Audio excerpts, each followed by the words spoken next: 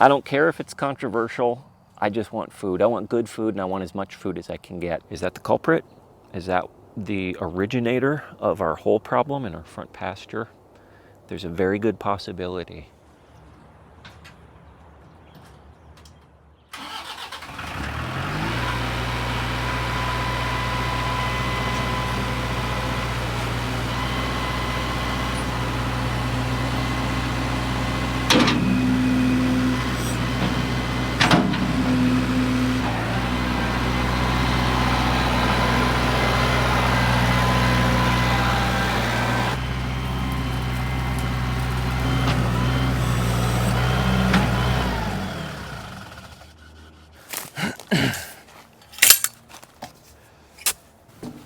Hi folks, I'm Sean. Welcome to the Yosted, where despite all of the distractions that are vying for my attention, all the hundreds of projects that I could be taking on right now, there's one thing that I need to focus on since we're getting close to the garden season and actually planting out some starts, and that's getting the compost closer to the garden so I can load it into the garden beds as necessary. Now, for those of you that may have missed the past few videos, there's a couple of different compost piles that we have. We have what I'm calling the bonus compost. This is compost that I recently unearthed before I started clearing out the orchard area here from a few years ago. This was compost I actually got from a local nursery, and I forgot I had it. So I was going to go out and buy supplemental compost to fill up our very low garden beds until I discovered this, and there's a few other piles over there. There's also what I call our curated compost, or compost that we're actually working on, that we build with scraps from the kitchen, guts from animals we slaughter, wood chips, grass clippings, a whole bunch of stuff. Right now there's a lot of leftover wood chips from the chicks that we've been raising up. But if you dig down a little deeper in here, you can see the beautiful compost that we have getting going here. This stuff I'm not going to move up until we've actually got plants in the ground, and I'm going to use this sparingly as a mound underneath each individual plant that we put into the garden bed. So this will be used lightly and strategically, whereas that stuff, I'm just going to use it to fill up low beds.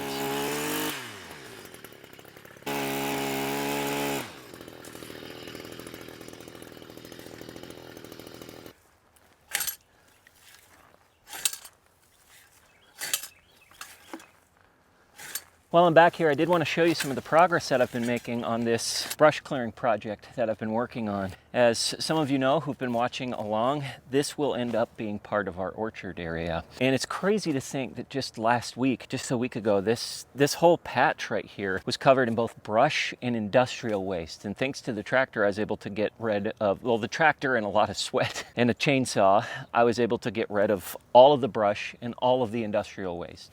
Now, obviously, this is still a work in progress. We've got some stumps to cut down and dispose of. We've got a lot of this, just random twigs and dead vine scraps just laying around here. But my work is a lot easier now that I've gotten rid of the really hard stuff. At this point, it's just maybe dragging the box blade on the tractor through here, coming through with a heavy-duty metal rake, and just knocking out as much as I can of this junk, clear it up, and give ourselves a good extra plot of land. What we're going to do with this particular section, I can talk about that a little bit later. We have some plans for the plants that we've already bought, that we already invested in, and I'll talk about those in a little bit. But for now, this actual chunk of land, the only thing that I like to do with it right now is just look at it and admire my handiwork.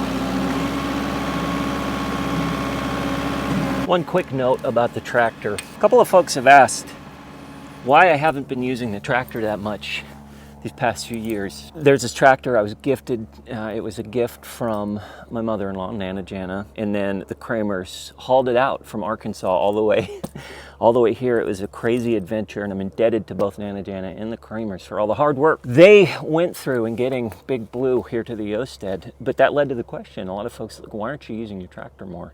And to be honest, yo folks, the primary reason I wasn't using it was because it wasn't working. It needed work. So after a little bit of troubleshooting and some things I did with the battery and the fuel line, I was able to kind of get it going a few months ago, but it still always petered out on me. And so Jim from Two Turtles Homestead came by a couple weekends ago when Kathy and Jim brought the breast eggs that we have in the incubator, and he helped me look at the tractor, and he had a question for me. And this is so embarrassing. He's like, Sean, is there gas in it? Turns out the thing had no gas in it. The diesel had run out. Now, to be fair to me, the gauge is broken. I didn't know that at the time. It said I had a quarter tank left, somewhere between half and a quarter tank left. But I didn't. I had no gas. And so it wasn't quite run dry, but it was very close. And so Jim helped me, because once you put new gas in a diesel engine that hasn't had gas in a while, it's a little more complicated than just filling it up and going. We had to fiddle with the water separator and the filter, but eventually we got gas coming through the lines and the thing started up great. Now, there's another issue, and that comes down to why I have this little wrench on my keychain. This thing will still peter out because of gas issues. You'll hear it, even with a full tank of gas. You'll be moving something, or you'll be cruising along and it'll go brrr, it'll die down as if it ran out of gas, even though it's got a full tank of gas. Turns out, for whatever reason, it gets air in the line fairly frequently. And so what I've started to do when using the tractor is every time I turn it off, there is a little bleed, an air bleed, which maybe you can see it. It's right there. And so I will just open this thing up with this wrench that I have on my keychain, and I'll let it bleed out. I'll give it a few cranks. And it may need it now, it may not. You can see some of the spitting there, right?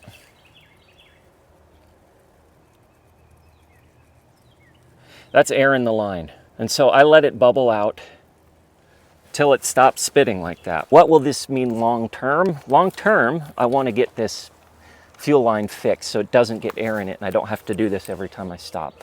Short term, I do this every time I stop and it works. It's the only solution I have in order to keep working this tractor. It stopped bubbling, so I'm going to tighten it. So long term, probably have to change out the fuel line in order to fix this issue. But short term, every time I stop, let it open, let it bleed out, close it back up, and it's as good as new. Since I've been doing this protocol, the tractor hasn't quit on me at all. It's worked great. I've had no issues with the tractor. It's been very dependable. So long story short, to the folks that have been asking, why haven't you been using the tractor? And a corollary question, why are you all of a sudden using it more? That's why.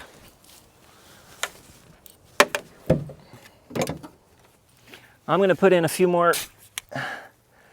It might take 1 or 2 more trips. Maybe 1. I could potentially get this all filled up. But once I've got an adequate amount of compost over there, it's just a short little walk with a wheelbarrow in order to use the compost and actually put it in the beds.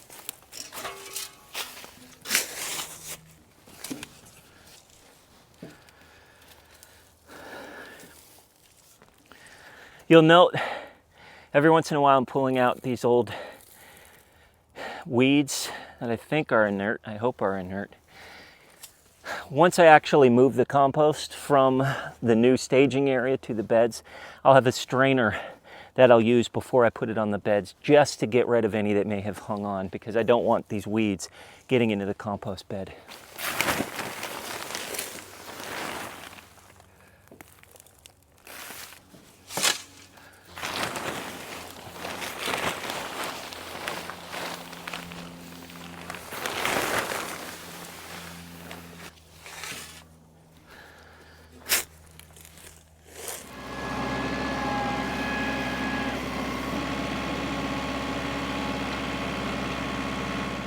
So once it's time to actually load the compost into a wheelbarrow and bring it over there to the garden beds, I'm going to use this strainer on the wheelbarrow. It's something I made a few years back, very easy. It's just a simple wooden frame with 1-inch hardware cloth. And this should get out most of those tangly, ugly weeds. That'll catch it. I'll put this on top of the wheelbarrow and I'll load the compost, and the good stuff will sift through. Now, those of you that know compost and that work in gardens know this isn't a lot of compost.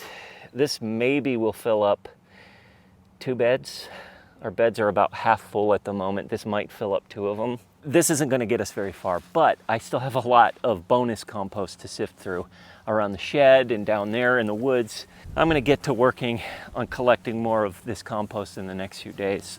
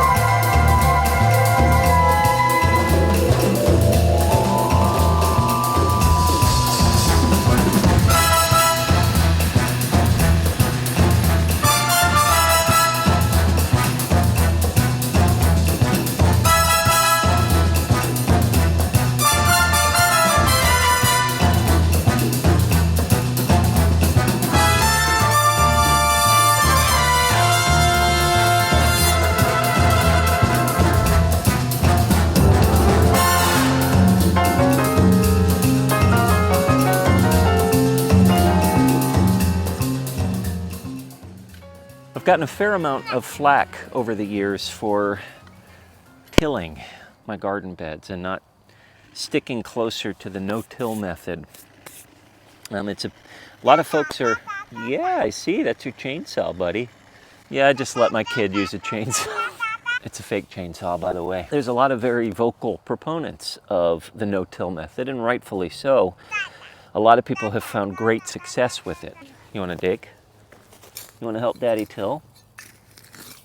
And maybe it's our clay-heavy soil, or maybe I'm just doing the method wrong, but we've tried the no-till method. Just basically, in a nutshell, just not tilling the ground at all, just letting it sit and putting compost and organic matter over it over the years and growing in that organic mass that you keep building upon over the years. We tried it, and I hate to say it, we didn't have much success with it. One thing that we did have success with, I don't know if this is a hybrid model, but we ended up taking a home tiller, a garden tiller basically, tilling our beds at the beginning of the year when the kind of base layer, very clay heavy, hard base layer was kind of packed down.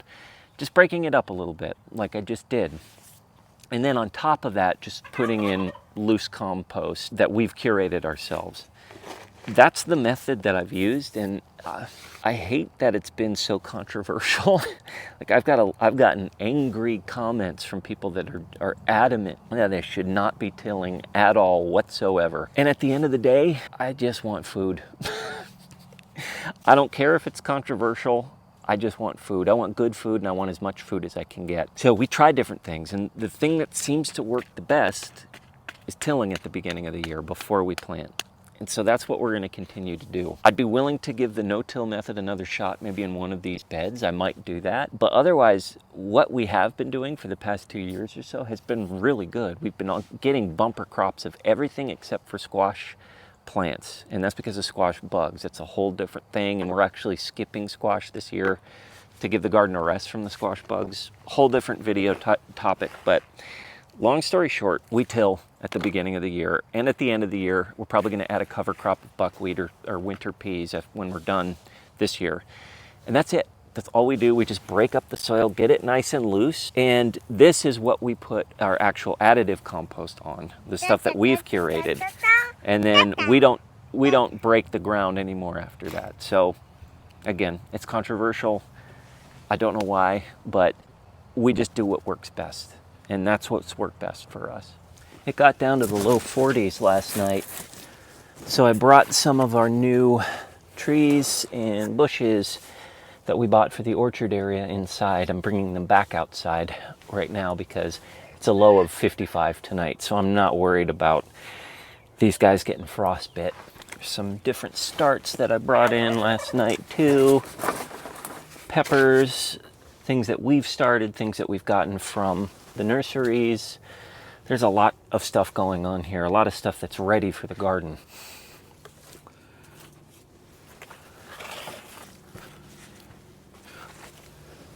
I think I talked about it last week or the last episode, but this area right here is going to be kind of the hub, the central hub of our orchard. Where I'm standing gets a lot of sunlight through the day. It's later in the day and the shade has kind of set, but this area behind the garden shed gets the vast majority of sun. I'd say it gets 10 hours of sun a day. We'll start the thornless blackberry here at the north end of the barrier, and it will just be strung along. I'll probably put a T-post over there, and we're going to propagate the canes along that line. The blueberries are probably going to go over here, and then the fig tree I'm thinking of putting close to the apples. If we take a short walk from behind the garden shed, we come to where our apple trees are doing wonderfully. We have 2 apple trees, and for the longest time they were not doing well because of cedar rust. Long story short, we put copper on them early in the season and they've been doing great. Now they're a little overgrown. I need to prune them next fall, but they've bloomed out. They're just doing wonderfully. So where I'm thinking of putting the fig tree is in between the 2 apple trees, somewhere about here. Now this area gets a lot of sun as well. The fig tree will get to be about 10 feet tall, apparently, and around 10 feet wide. So I think this area right here is ideal for it.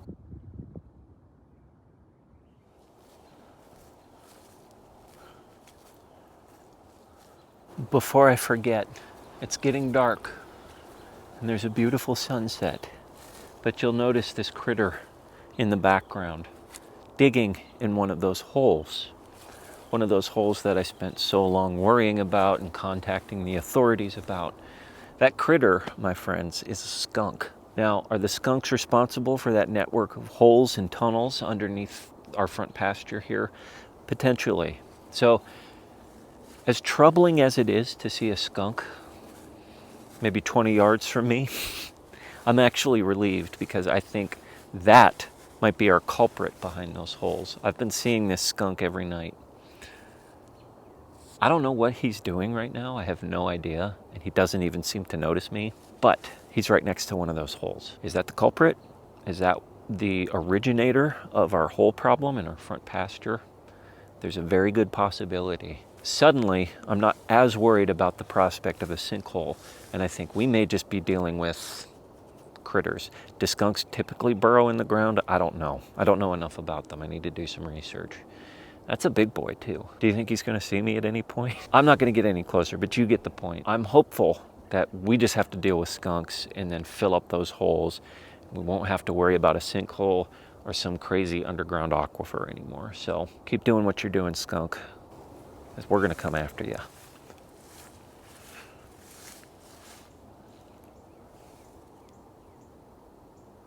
My hope for this channel is that whoever watches this finds inspiration in small, incremental changes that over time add up to something big, something profound, something large.